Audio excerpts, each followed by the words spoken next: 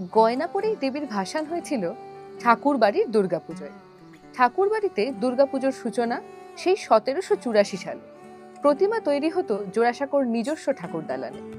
ঠাকুরবাড়ির প্রতিষ্ঠাতা নীলমণি ঠাকুরের হাতে সংকল্প হয়েছিল সে পুজো।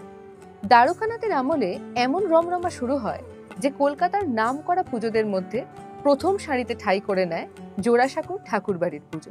সেকালে বলা হতো বড়লোক হওয়ার চূড়ান্ত নিদর্শন হলো বাড়িতে দুর্গাপুজোর আয়োজন করা।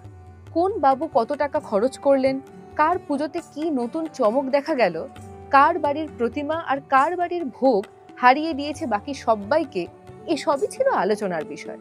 আর সেই সঙ্গে পাল্লা দিয়ে বাবুদের মধ্যে চলতো একরকমের না বলা প্রতিযোগিতা।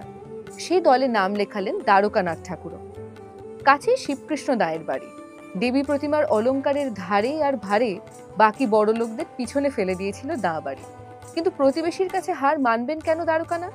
খোদ সাহেবরা অবধি টাকা ধার করতে আসেন যার কাছে, তাকে টেক্কা দেবেন কে? তাই সেবার প্যারিস থেকে আনা গয়নায় সেজে উঠলেন ঠাকুর বাড়ির দেবী প্রতিমা।